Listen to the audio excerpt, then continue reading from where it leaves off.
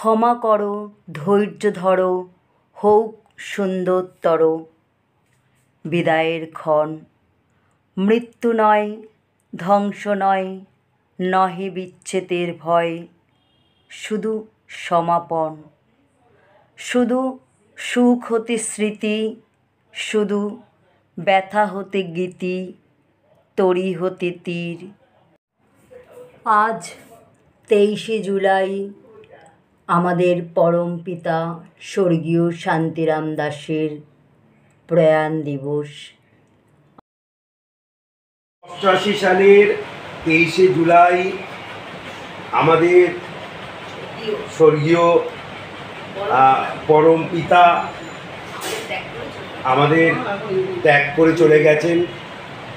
আমরা তার জন্য খুবই শোক, এবং তার জন্য প্রথমেই আমরা বড় দিদিকে আমন্ত্রণ করছি এখানে, যে কিছু বলবে বাবার সম্বন্ধে। আমার বাবার সবচেয়ে বড় যেগুলো গুণ ছিল সেটা হচ্ছে প্রচণ্ড পরিমাণে নির্লোভী মানুষ ছিল। তার মধ্যে কোনো লোভ ছিল না, তার মধ্যে কোনো আকাঙ্ক্ষা ছিল না। কিন্তু যেটা আমাকে আকর্ষণ করতো আমার বাবার জিনিস, আমার বাবা খুব পাঞ্চুয়াল ছিল। সেই পাঞ্চুয়ালিটিটাই আমাকে খুব আকর্ষণ করে, যদিও আজকের যুগের সঙ্গে আমি সেটা খাপ খাওয়াতে পারছি না। হ্যাঁ, অনেস্টলি সেই যদি ডাক্তার বলতো যে 8টার সময় ওষুধটা খাবে, তিনি 8টার সময়ই খেতেন, 8টা একে খেতেন না। আর অফিসে 10টার আগে। হ্যাঁ, এবং অফিসেও সে অফিস মানে খুলবে তিনি ঢুকবেন, অফিসে যদি দেরি করে ঢোকে তিনি কিন্তু আগে চলে গেছেন।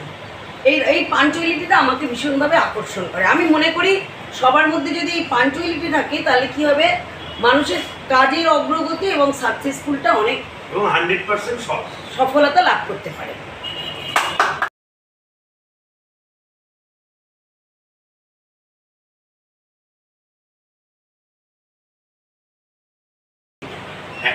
হ্যাঁ, কিছু বাবার জীবনে কিছু স্মরণীয় থাকলে সেটা আজকে তুই বল। আমাদের আমরা যখন পড়াশোনা করতাম, হ্যাঁ, আমাদের বলতে সবসময় জোরে পড়তে বলতেন। পড়ার পর যখন পড়া নিয়ে কিছু ভুল হতো, তখন ভুলটা আমাদের খুব সংশোধন করে দিতেন। সেই সময় সংশোধন করতে এমনকি তারপরে আমরা যখন খেতে বসতাম আর কি, সবসময় আমাদের বলতো এটা মানে কি আছে। আমরা যেটা পড়েছি, পড়ার মানেটা আমাদের সবসময় জিজ্ঞাসা করতেন। মানে পড়াশোনাটার প্রতি উনি খুব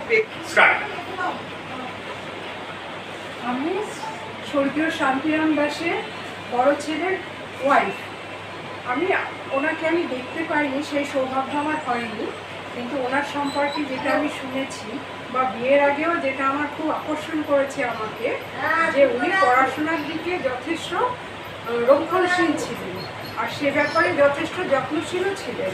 যে প্রত্যেকের মধ্যে শিক্ষার ব্যাপারটা, যে পোশাকটা ভালোভাবে উনি সবসময় চাইতেন।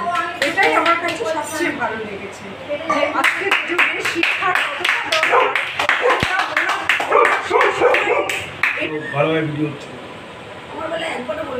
আমার বাবার সম্পর্কে তো বলার কোনো শেষ নেই, অনেক কিছু কথা বলা আছে। মানে এত কথা যে বলতে গেলে আজকের হয়তো সারাটা দিন চলে যাবে। তার মধ্যে আমি ছোট্ট কয়েকটা কথা বলতে চাই। যেমন পড়াশোনার ক্ষেত্রেই বিশেষ করে বলবো, পড়াশোনার প্রত্যেকটা মানে ইংরাজি শব্দ আমার বাবা আমাদের সুন্দর করে বুঝিয়ে দিত, এবং বাবা যখন শুয়ে পড়তো তখনও যদি ডেকে বলতাম যে বলে দাও, তখন মানে কোনো বিরক্ত বোধ করতো না। তো এইটা থেকে আমাদের ভীষণ মানে সবসময় মনে হতো যেন একটা বাবা মানে আমার কাছে একটা ডিকশনারি ছিল, মানে ডিকশনারির মতো। আমি ডিকশনারি কোনোদিন দেখতাম না, বাবার যখন যে শব্দটা আমার দরকার ছিল সেই শব্দটা বাবা বলে দিত। তো বাবা যখন চলে গেল তখন আমার মনে খুব দুঃখ এবং কষ্ট হয়েছিল। তখন আমি ওই বয়সে, তখন আমার মনে হলো আমার জীবন থেকে মনে হয় একটা ডিকশনারি হারিয়ে গেল। আরেকটা কোটেশন আমার বাবারে পড়ে, আমার বাবা এই কোটেশনটা ভীষণ বলতো, কামিং ইভেন্ট কাস্ট দেয়ার শ্যাডো বিফোর। সেই পিরিয়ডে আমি এই শব্দটার মানে বুঝতাম না। ভবিষ্যতে যে সকল ঘটনা ঘটে পূর্বে তার ছায়াপাত হয়, অর্থাৎ যদি আকাশে কিছু সাদা পায়রা দেখলে শান্তির প্রতীক মনে হয়, এবং কালো ধোঁয়া দেখলে যুদ্ধের নিশানা মনে হয়। এই ঘটনার এই কোটেশনটা আমার বাবার মনে হয় নিজস্ব কোটেশন ছিল। এই কোটেশনটা আজকের আমার আজও মুখস্থ আছে এবং আজও আমার মনে হয়। এই বড়জন থাকলে রাইট কত রকম হয় বলতে পারতো, বল। আচ্ছা, তো বাবার একটা কথা আমার খুব মনে পড়ে যায়। তো কোনো এক সময় আমি মিনি বাসে করে আসছিলাম, তা ভাড়া ছিল তখন 40 পয়সা। তা আমি 40 পয়সা মেরেছি, অর্থাৎ কন্ডাক্টরকে কোনো রকমভাবে পয়সা না দিয়ে চলে এসেছি, এবং এটা খুব আনন্দের সঙ্গে আমি আমার বাবার কাছে বলেছি আজকে 40 পয়সা মেরে দিয়েছি। তো তখন আমার মনে হয় বাবু আমাকে একটা কথা বলেছিল যে আজকে তুই 40 পয়সা মারলি, দেখবি কালকে তোর 80 পয়সা চলে যাবে। তা আমি অতটা খেয়াল করিনি, কারণ এটাকে আমি কোনো কিছু মাইন্ডই করিনি, কী বলছে তখন সেই বয়সে বুঝতে পারিনি। তো মা আমাকে গরুর জন্য কিছু গরুর খাবার আনতে পাঠিয়েছিল। একটা মারোয়ারি দোকানে আমি গরুর খাবার টাবার নিয়ে আসছিলাম, সেখানে আমার 1 টাকা কম পড়েছে। তা মা আমাকে খুব মারছিল। সেই সময় বাবু বলেছে ওকে মেরো না, ও একদিন 40 পয়সা মেরেছিল, তার ডবল চলে গেছে।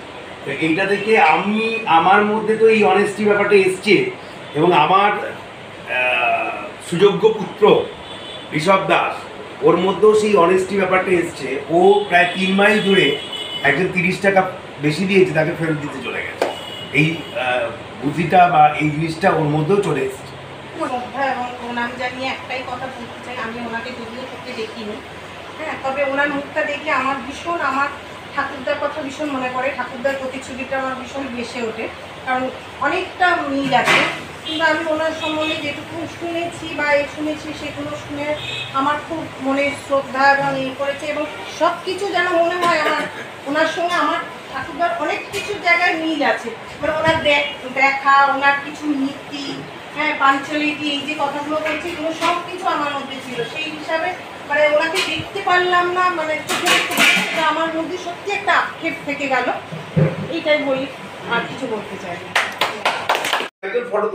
হ্যাঁ, বাবুর সমস্ত নাতিরা যাদের দেখতে পাচ্ছেন তারা সবাই বাবুকে মোমবাতি দিয়ে কি দীপ প্রজ্বলিত করছে।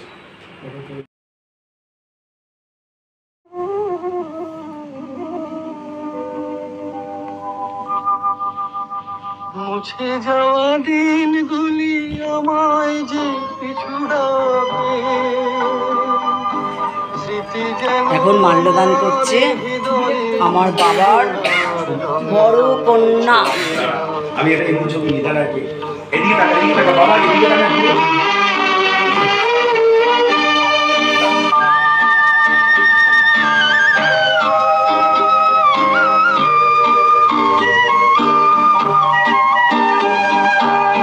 মনে পড়ে যায়, মনে পড়ে যায় বাবার মেজ মেয়ে অনিমা বোস।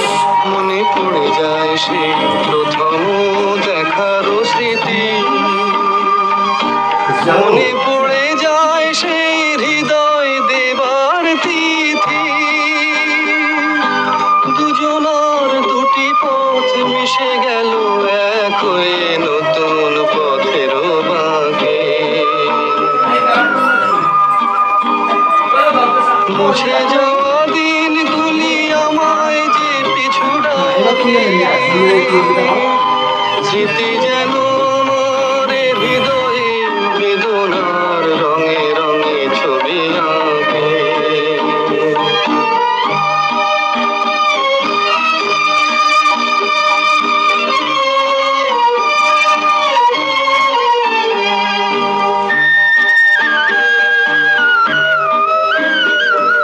সে এক নতুন দেশে দিনগুলি ছিল যে মুখর কত গানে, সেই সুর কাঁদে আজি আমার প্রাণে। ভেঙে গেছে হায়, ভেঙে গেছে হায়,